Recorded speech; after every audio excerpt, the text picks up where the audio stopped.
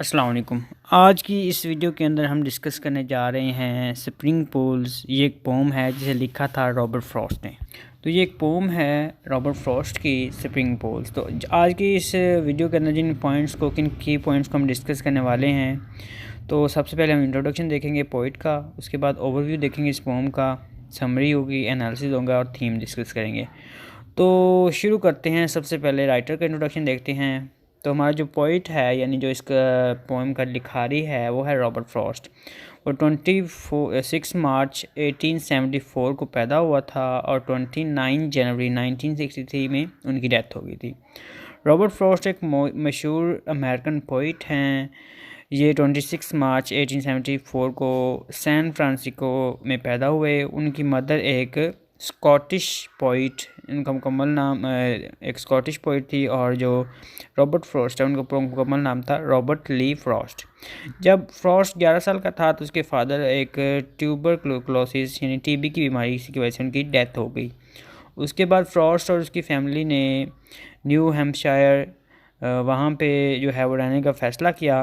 1892 में फ्रॉस्ट ने Dartmouth college join किया। इस साल में ही फ्रॉस्ट ने पोइट्री के ज़रिए से ही अर्न करना शुरू कर दिया था और घर चलाने में अपनी मदर की फाइनेंशियल हेल्प करने लगे। 1894 में अपने 6 पोम्स पर मुश्तमिल एक बुक ट्विलाइट को पब्लिश करवाया। 1906 में इसे जो है वो स्वेर नमूनिया हो गया और अपना ध्यान बटाने के लिए वो क्या करते थे और कंसोलेशन के लिए उसने ज़्यादा से ज़्यादा पोइट्री लिखना शुरू कर दी। अपना ध्यान यानी अपनी तवज्जो जो है वो पोइट्री की तरफ मरकूज़ करने लगा और अपना ध्यान जो है वो इस बीमारी से किसी दूसरी तरफ मुंतकिल करने की कोशिश में उन्हें पोइट्री ज़्यादा लिखना शुरू कर दी। इन्होंने बहुत अरसा एक स्कूल टीचर की जॉब भी की। 1912 में इसने पोइट्री को मुकम्मल तौर पर यानी एक प्रोफेशन के तौर पर अपनाया और फैमिली के साथ इंग्लैंड चला गया और वहाँ जाकर जो है वो बेकन फील्ड यानी बेकन किंगशायर में शिफ्ट हो गए। उनका पहला वॉल्यूम 1913 में पब्लिश हुआ जिसका टाइटल अ बॉयज़ विल था। इन्होंने 1915 में फार्मिंग के मकसद से अमेरिका में एक फार्म ख़रीदा। अपनी ज़िंदगी में कई बार जो है वो फार्म को बेचा और ख़रीदा। इसे अमेरिकन एकेडमी की मेंबरशिप का ऑनर भी मिला। उनके अलावा जो है वो पुलित्ज़र प्राइज़ का अवार्ड भी हासिल किया और प्रेसिडेंट केनेडी के जो है वो इनॉग्रेशन फंक्शन पर उन्हें जो है वो एक famous poem the gift outright को रिसाइट करने के लिए इनवाइट किया गया। रॉबर्ट फ्रॉस्ट जनवरी 1963 में जो है वो फौत हो गए यानी उनकी डेथ हो गई। अगर हम उनके नोटेबल वर्क्स की बात करें तो अ बॉयज़ विल 1913 में ये पब्लिश हुआ। ये फ्रॉस्ट का सबसे पहला पोम का वॉल्यूम था। इस कलेक्शन में फ्रॉस्ट ने जो है वो नॉस्टैल्जिया, उसके बाद पैट्रियटिज्म, यूनिटी जैसे थीम्स का इस्तेमाल किया है। नेक्स्ट जो उनका फेमस वर्क है वो नॉर्थ ऑफ बस्टोन है। इसे 1914 में पब्लिश किया गया। एक साल बाद ही यानी ये उस जो पहला वॉल्यूम था उसके एक साल बाद ही अगला वॉल्यूम आ गया। इसमें फ्रॉस्ट ने कई नए फीचर्स को अपनी पोइट्री में इंट्रोड्यूस करवाया। इन्होंने अपने आप को जो है वो मोनोलॉग, ड्रामेटिक मोनोलॉग के तौर पर प्रेजेंट किया और एबनॉर्मल साइकोलॉजी में अपना इंटरेस्ट ज़ाहिर किया। माउंटेन नेक्स्ट जो वर्क है वो माउंटेन इंटरवल का है। इस वॉल्यूम में सबसे ज़्यादा पोम शामिल हैं। इसे 1916 में पब्लिश करवाया गया। इसमें जो है वो reflective lyric, love poem, narrative poem वगैरह शामिल हैं। न्यू हैम्पशायर ये उनका नेक्स्ट वर्क था। 7 साल के इंटरवल के बाद ये वॉल्यूम आया। इसे 1923 में पब्लिश करवाया गया। इसमें फ्रॉस्ट की मशहूर पोम शामिल हैं। इस वॉल्यूम में रिफ्लेक्शन, कॉलिक्यूरिज्म, सिंप्लिसिटी और रिटेंशंस जैसे थीम्स हमें नज़र आते हैं। उसके बाद जो नेक्स्ट वर्क है हमारे पास वो वेस्ट रनिंग ब्रुक है जिसे 1928 में पब्लिश कराया गया था। इसमें सेल्फ रियलाइजेशन और रेजिस्टेंस जैसी थीम नज़र आती हैं। इसकी पोम में रिलीजन और एस्ट्रोनॉमी और फिलॉसफी का रिफ्लेक्शन नज़र आता था। उसके बाद जो नेक्स्ट वो जो उनके पब्लिकेशन थी, जो नेक्स्ट वॉल्यूम था वो फ्यूचर रेंज जिसे 1936 में, और उसके बाद 1942 में a witness trees witness trees उसको पब्लिश करवाया गया। इस वॉल्यूम में जो है वो पेट्रियाटिक पोम शामिल हैं। द गिफ्ट आउटराइट इसकी सबसे मशहूर पोम इस वॉल्यूम में शामिल है। नेक्स्ट जो वॉल्यूम है उनका टू मॉस्क्यूज, ये एक ड्रामेटिक पोम है। इसमें मैन और गॉड के रिलेशन को डिस्कस किया गया है। अ मॉस्क्यू ऑफ रीज़न 1945 ऐसी पोम है जिसमें इंसान डायरेक्टली गॉड से हर सवाल का जवाब तलब करता है। दूसरी अ मॉस्क्यू ऑफ पोम मर्सी 1947 में ह्यूमन की दरपेश मसाइल और डिफ़िकल्टीज़ को बयान करती है। नेक्स्ट जो उनका वर्क था, जो नोटेबल वर्क था, वो है इन द क्लियरिंग, जिसे 1962 में पब्लिश कराया गया था। इसमें सबसे ज़्यादा वर्सेस मौजूद हैं और अमेरिका में सबसे ज़्यादा सेल होने वाली बुक है। ये भी एक रिलीजियस पोम की कलेक्शन है। तो ये था ओवरऑल राइटर का एक इंट्रोडक्शन और उसके फेमस वर्क्स और उनके थीम्स के। उसका जो मेन थीम था वो रिलीजियस था, उसके बाद पैट्रियटिज्म था। तो ये सारे जो थीम्स थे और इनके राइटिंग स्टाइल थे, ये ओवरऑल राइटर का एक इंट्रोडक्शन था। अब हम बढ़ते हैं इस पोम के ओवरव्यू की तरफ। तो ये पोम द स्प्रिंग पूल, इसका एक वॉल्यूम जो कि 1928 में पब्लिश हुआ, जिसका title the West Running Brook, उसमें से लिया गया है।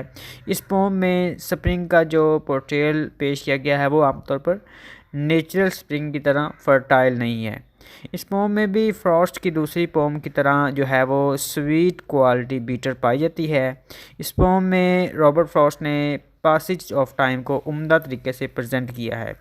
इस थीम यानी पासेज ऑफ टाइम को समर की शुरुआत में वाटर पूल पर ट्रीज़ की इमेज के ज़रिए रिप्रेजेंट करने की कोशिश की गई है। एज वी नो, फॉरेस्ट में मौजूद पूल वाटर आबी बुखारात यानी जो है वो एवेपोरेशन के ज़रिए डिसअपेयर नहीं होते, बल्कि ये पानी ग्राउंड में सोख हो जाता है ताकि दरख्तों और प्लांट्स को जो है वो न्यूट्रिएंट्स और दूसरी ग़िज़ाई अज़ा फ्राहम कर सके। लेकिन पोइट ने ज़िंदगी की तरह नेचर को एक कैप्टिवेटिव की तरह प्रेजेंट किया है। ट्रीज़ बहुत ऊंचे और घने होते हैं। रॉबर्ट फ्रॉस्ट ने जंगल को शाइनी और सनी दिखाने की बजाय उसे डार्क और ग्लूमी पेश किया है, क्योंकि ज़िंदगी में हर चीज़ नुमायाँ और चमकदार नहीं होती। ज़िंदगी के कुछ पहलू डार्क भी होते हैं और रॉबर्ट फ्रॉस्ट ने की पोम जो कि नेचुरल स्ट्रक्चर बेस्ड है, इनमें यही एक स्पेशलिटी है। फ्रॉस्ट ने इन पोम में सब कुछ सनी और स्कीपी डिपी शो नहीं किया है, बल्कि कहीं कहीं ये डार्कर एस्पेक्ट को भी फाइनली प्रेजेंट किया है और यही इसकी कलेक्शन की उम्दा एलिमेंट्स हैं।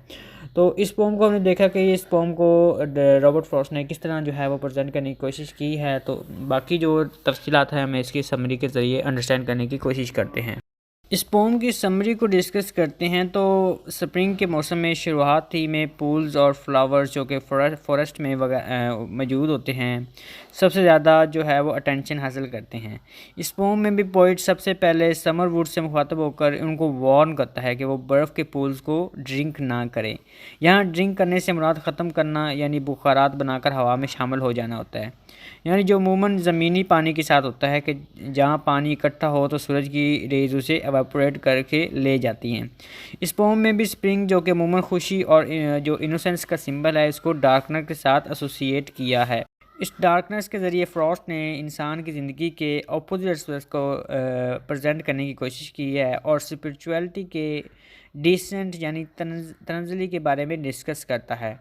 आल्दो बहार का मौसम नेचर का वो रोशन पहलू है जिसे कुदरत के हसीन और दिलकश चीज़ों में से एक समझा जाता है, और इसी बेदाग स्प्रिंग का जो दूसरा पहलू है यानी डार्कनेस और डम्पनेस, इसको पोम में शायर ने एक्सप्लोर करने की कोशिश की है। पोम के स्टार्टिंग लाइन में फ्रॉस्ट ने जंगलों में मौजूद वाटर पूल्स को दिखाया है और उनकी खूबसूरती को इस तरह बयां किया है कि इन पूल्स को और इनके पानी को में बेदाग और साफ शफाफ चमकता हुआ आसमान जिसमें कोई डिफेक्ट नहीं है, डिफ़ॉल्ट नहीं है, नज़र आता है। लेकिन इन पूल्स के इर्द गिर्द मौजूद खूबसूरत रंग बिरंगे फ्लावर्स जल्द ही ख़त्म हो जाएंगे। आगे चलकर वो समर की जलती हुई धूप को वार्निंग देता है कि वो इन खूबसूरत फूलों को ख़त्म नहीं करें। यहाँ उसने ख़त्म करने के लिए ड्रिंक का लफ्ज़ इस्तेमाल किया है, यानी पोइट ने स्प्रिंग पूल्स की खूबसूरती को बयान करने के साथ ही उसके दूसरे डार्कर साइड को भी बयान किया है कि वो खूबसूरत फ्लावर जो हैं वो पूल से जल्दी ख़त्म हो जाएंगे। ये एक शॉर्ट लिरिकल पोम है जिसमें पोइट ने स्प्रिंग लैंडस्केप को एक्सप्रेस करने की कोशिश की है। ये पूल्स फॉरेस्ट जो है वो फॉरेस्ट अभी हाल में ही जो है वो मेल्टिंग स्नो की वजह से बने हैं। जो फॉरेस्ट के जो पूल्स हैं वो मेल्टिंग स्नो की वजह से बने हैं, अभी बने हैं, जो कि सूरज की वजह से पिघल गई। और अब इससे ये है खदशा है कि जल्द ही ये पानी भी वहाँ से जो है एवापोरेट हो जाएगा। इवन कि अभी भी उसमें जो है वो क्लाउडी स्काई का अक्स नज़र आ रहा है। इसके बाद पोइट हमें ये इन्फॉर्म करता है कि जल्द ही ये पूल्स और उनका पानी आसपास वाले लीफी ट्रीज़ अपने अंदर जज़ब कर लेंगे ताकि उनकी ग्रोथ अच्छी हो सके। ये नेचर का एक डिस्टर्बिंग पहलू है जो अच्छा नहीं लगता मगर ज़रूरी भी है। और जल्द ही इर्द गिर्द घने पत्तों वाले दरख्त परवान चढ़ जाएंगे और पानी कहीं नज़र नहीं आएगा। इस नेचुरल और अनयूजुअल किस्म के फिनोमेना को फ्रॉस्ट ने बहुत मुख्तसर और उम्दा अंदाज में रीडर्स को समझाने की कोशिश की है। तो ये थी ओवरऑल इस पोम की समरी, जिसमें वो समर को जो है वो वार्न करने की कोशिश कर रहा होता है, फिर वो स्प्रिंग को वार्न कर रहा होता है, स्प्रिंग को एक्सप्लोर कर रहा होता है, और नेचुरल फिनोमेना जो है वो समझाने की रीडर को कोशिश कर रहा होता है। तो अब हम बढ़ते हैं इस पोम के एनालिसिस की तरफ। इस पोम के एनालिसिस को डिस्कस करते हुए साथ ही हमें पता चलता है कि रॉबर्ट फ्रॉस्ट जो है वो पहले गुजर जाने वाले विक्टोरियन और रोमांटिक पोइट से इंस्पायर था, और अपनी जो है वो इन्हीं की तरह जो है वो अपनी पोइट्री को उसने नेचुरल साइंस को प्राइमरी पोइट्रिक ऑब्जेक्ट को पॉइंट जो है वो इस तरह जो है वो कंसीडर करने की कोशिश की और पोइट्रिक सब्जेक्ट के तौर पर कंसीडर किया। पोइट के लिए नेचर एक जो है वो स्टिमुलस का काम करती है, जिसकी मदद से वो अपने पोटेंशियल जो है वो पोटेंशियल थॉट्स को प्रोवोक करते हैं। स्प्रिंग पूल्स एक जो है वो मेडिटेटिव पोम है। इसके खूबसूरत लिरिक के ज़रिए लैंडस्केप को इस तरह प्रेजेंट किया गया है कि ह्यूमन लाइफ साइकिल का गुमान होता है। रॉबर्ट फ्रॉस्ट ने अपनी पोइट्री में राइम्स और मटेरियल वैराइटीज़ और ट्रेडिशनल फॉर्म्स ऑफ पोइट्री को फॉलो किया है। ये शॉर्ट लिरिकल पोम है स्प्रिंग है। ये स्प्रिंग के मौसम की बिगिनिंग से शुरू होती है। फिर पोइट हमें इन्फॉर्म करता है कि स्नो के पिघलने की वजह से ये जो पूल्स बने हैं और ये ज़्यादा देर रहने वाले नहीं हैं, क्योंकि ये बढ़ते हुए पौधे और दरख्तों की जड़ें इन्हें अपने ग्रोथ के लिए अपने अंदर अब्जॉर्ब कर लेंगी ताकि इस पानी से जो ज़रूरी अज्जा हासिल कर सकें। इस पोम की लैंडस्केप में उसने जो है वो winter snow, spring pools, sky, Brooks, planets और माउंटेन्स वगैरह का जिक्र किया है जो कि फ़िज़िकल वर्ल्ड का हिस्सा है। दूसरी तरफ इस पोम की लाइंस में ज़िंदगी का असल मकसद और हकीकत समझाने की कोशिश भी की गई है, जो कि एक डार्कर साइड है और मेंटल वर्ल्ड को प्रेजेंट करती है। और नेचुरल सीन्स और ह्यूमन साइकी के इस कंपैरिजन के लिए फ्रॉस्ट ने इनर एंड आउटर वेदर का लफ्ज़ इस्तेमाल किया है। इसने वर्ल्ड को ब्लीक, एम्प्टी, डार्क और कोल्ड कहा है, जो कि एक बेहतरीन डिस्क्रिप्शन है। फ्रॉस्ट ये डेमोन्स्ट्रेट करता है कि वो नेचुरल वर्ल्ड का कीन ऑब्जर्वर है और उसकी पोइट्री में प्लांट्स, ज्योग्राफी और सीजन्स नज़र आते हैं। उसकी इमेजिनेशन उसे दुनिया के एक नए पर्सपेक्टिव से देखने की काबिल बनाती है। यहाँ पोइट जो है वो बहुत फिलोसफिकल नज़र आता है और नेचर को एक अनयूजुअल वे में देखता है, हत्ता कि वो अपनी थिंकिंग में बहुत बैलेंस्ड है, और ये बैलेंस हमें उसकी पोम के स्ट्रक्चर में नज़र आता है। पहले स्टांजा में स्प्रिंग और उसके आने की ग्लोरी को खूबसूरती से बयान किया है। यहाँ हमें उसकी लाइंस की रेपुटेशन में बैलेंस नज़र आता है, like and like the flowers beside them, chill and shiver, will like the flower beside them soon be gone।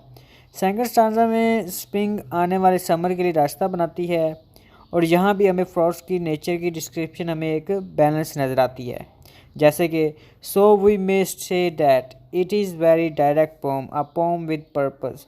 In fact ये पोम एक तरह से सिंपलिसिटी और आर्ट का एक फाइन पीस है, जिसमें वर्ड्स और मीनिंग्स बहुत अच्छे से ब्लेंड हैं, जो कि सुनने और इमेज जो है इमेजिन करने के काबिल हैं। इसमें मौजूद नेचुरल प्रोसेस में एक कंटिन्यूटी पाई जाती है, इवन के एक साल के सीजनल साइकिल की एक झलक नज़र आती है। हाउएवर किसी किस्म के प्लेजर और जॉय का हिंट इस पोम में नहीं पाया जाता, बल्कि सिर्फ डार्कनेस और टेरर नज़र आता है।